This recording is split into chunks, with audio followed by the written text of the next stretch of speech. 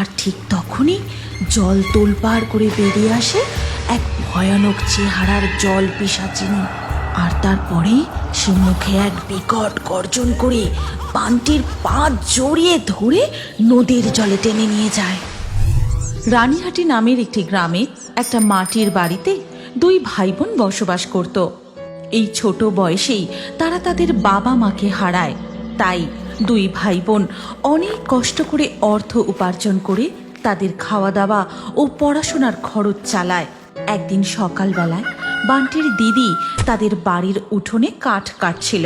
তখন বান্টি তার দিদিকে বলে, এই দিদি, আমি নদীতে মাছ ধরতে যাচ্ছি, যে কটাই মাছ পাই তা নিয়েই কিছুক্ষণের মধ্যে ফিরে আসবো। ঠিক আছে ভাই, তাড়াতাড়ি আসিস। আমাদের তো আবার দুজনকে তৈরি হয়ে স্কুলে যেতে হবে, তাই না? ততক্ষণ আমি এই সব কাঠগুলো কেটে রাখি।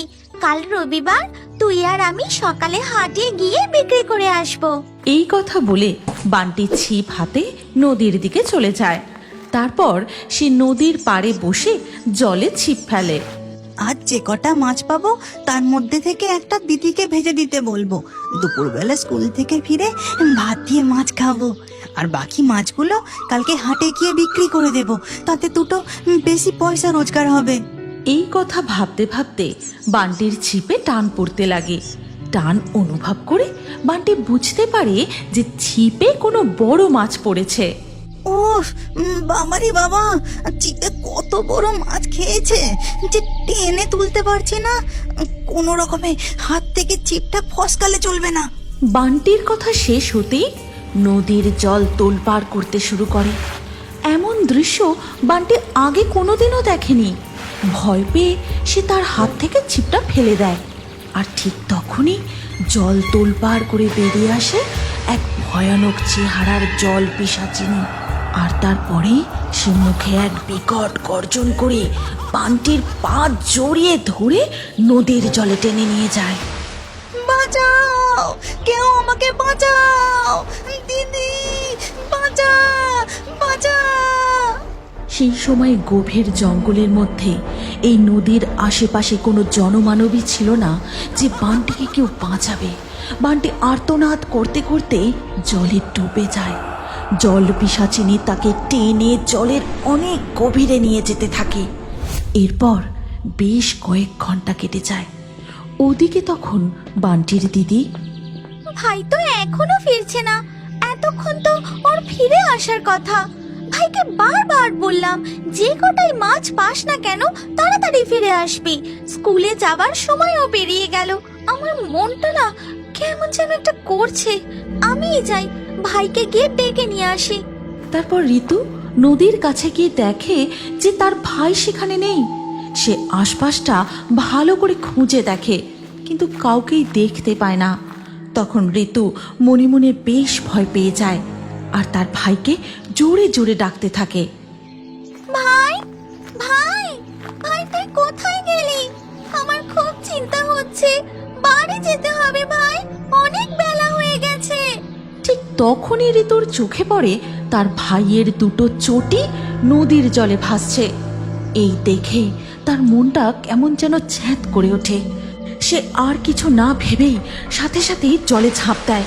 ঋতু জলে ডুব দিয়ে নদীর নিচে ভালো করে দেখার চেষ্টা করে, কিন্তু সে তার ভাইকে কোথাও দেখতে পায় না। ঋতুর দম ফুরিয়ে আসে। সে শ্বাস নেওয়ার জন্য নদীর জলের উপর মাথা তুলে খুব কাঁদতে থাকে। তখন সেই নদীর পাড়ে একটি গাছের ডালে বসেছিল টুনি পাখি। আমি জানি তোমার ভাই কোথায় আর কে তাকে নিয়ে গেছে। বলো টুনি পাখি, আমার ভাই কোথায়? তাকে কে নিয়ে গেছে? তোমার ভাই এই গাছের গোড়াতেই বসে ছিপ ফেলছিল। তখনই হঠাৎ জলের মধ্য থেকে এক পিশাচিনী বেরিয়ে এসে তার পা টেনে নিয়ে জলে চলে যায়। সে অনেক চেষ্টা করে, অনেক ডাকাডাকি করে, কিন্তু তাকে বাঁচানোর জন্য এখানে কেউ ছিল না। তুমি আমার ভাইকে বাঁচাতে পারলে না টুনি পাখি। ভাই ছাড়া যে এই পৃথিবীতে আমার আর কেউ নেই। এবার আমি কি করব? আমি ছোট পাখি, তাকে বাঁচানোর চেষ্টা করলেও হয়তো বাঁচাতে পারতাম না। তাই তো আমি এখনো এই গাছের ডালে বসে আছি, যাতে কেউ তাকে খুঁজতে খুঁজতে এখানে এলে এই খবরটা তাকে দিতে পারি। কিন্তু টুনি পাখি, এখন আমি কি করে নদীর জলের গভীর থেকে আমার ভাইকে বাঁচিয়ে নিয়ে ফিরবো? তুমি চিন্তা করো না, আমি তোমাকে জলের নিচে শ্বাস নেবার জাদু শক্তি দান করছি। তুমি জলের নিচে যতক্ষণ খুশি থাকতে পারবে, একটুও কষ্ট হবে না। এই কথা বলে টুনি পাখি ঋতুকে আশীর্বাদী জাদু শক্তি দান করে। তারপরেই ঋতু জলের গভীরে যায়। সেখানে সে দেখতে পায় একটি ভিন্ন রাজ্য। চারিদিকে জলজ জীব ঘুরে বেড়াচ্ছে, কিন্তু জল পিশাচিনী ও তার ভাইকে কোথাও দেখতে পায় না। ঋতু আরও কিছুটা এগিয়ে যেতেই ক্ষীণ আর্তনাদের শব্দ শুনতে পায়। সেই আওয়াজ অনুসরণ করে এগিয়ে যেতেই একজনকে বন্দি অবস্থায় দেখে। তারপর ঋতু তার কাছে গিয়ে জিজ্ঞাসা করে, কে আপনি? আপনাকে দেখে তো আমার মতোই মানুষ বলেই মনে হচ্ছে। এখানে এইভাবে কে আপনাকে বন্দি করে রেখেছে? আমি একদিন জঙ্গলের এই নদীর পাড়ে বসেছিলাম। তখনই এই জল পিশাচিনী আমাকেও টেনে নিয়ে আসে।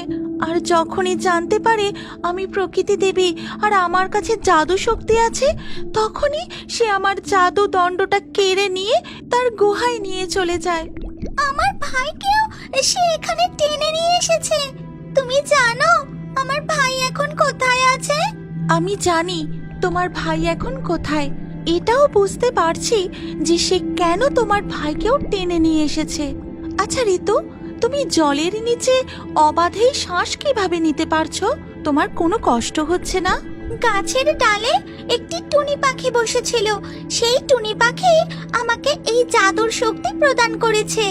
আচ্ছা, বুঝতে পেরেছি। ঠিক আছে, তুমি আর দেরি করো না। তোমার ভাইকে সে তার গুহায় নিয়ে গেছে। তুমি সেখানে গিয়ে খুব সাবধানে আমার জাদু দণ্ডটি খুঁজে নিয়ে আমার কাছে ফিরে এসো। এরপর ঋতু জল পিশাচিনীর গুহায় প্রবেশ করতেই দেখতে পায় যে তার ভাইকে বন্দি করে রেখেছে আর পিশাচিনী ঘুমোচ্ছে। তারপর সে লুকিয়ে লুকিয়ে গিয়ে প্রকৃতি দেবীর জাদু দণ্ডটি তুলে নেয়। তারপর, কে তুই? আমার গুহায় কিভাবে এলি? তুচ্ছ মানব, তুইও দেখছি মায়াবী শক্তির অধিকারী। ওই জাদু দণ্ড আমাকে ফিরিয়ে দে বলছি। এই কথা বলেই জল পিশাচিনী ঋতুকে তাড়া করে তার পিছু নিতে থাকে। ঋতুও তাড়াতাড়ি করে প্রকৃতি দেবীর জাদু দণ্ড প্রকৃতি দেবীর হাতে তুলে দেয়। তখনই প্রকৃতি দেবী তার জাদু শক্তি দিয়ে মুক্ত হয়ে যায় আর জল পিশাচিনীকে দেখে বলে, জল পিশাচিনী, এবার তোর সময় শেষ। এই নে তবে। প্রকৃতি দেবী তার জাদু দণ্ড দিয়ে জল পিশাচিনীকে বন্দি করে। সে আর নড়তে পারে না। তারপর প্রকৃতি দেবী ঋতুর ভাইকে গুহা থেকে উদ্ধার করে। তারা তিনজনেই নদীর জলের উপরে ফিরে আসে। তারপর প্রকৃতি দেবী টুনি পাখিকে বলে, ধন্যবাদ টুনি পাখি। আমি ডুবে যাওয়ার আগের মুহূর্তে তোমাকে যে জাদু শক্তি দিয়ে গেছিলাম তা তুমি যথাযথ ব্যবহার করে আমাদের বাঁচিয়েছো। এই গল্পের পরবর্তী পর্ব যদি তুমি দেখতে চাও তাহলে কমেন্টে নেক্সট পার্ট অবশ্যই লিখো। আর আমাদের রিও বার্ডস ফেসবুক পেজটি এক্ষুনি ফলো করে নাও। এই গল্পটি ভালো লাগলে লাইক করে শেয়ার করে দাও।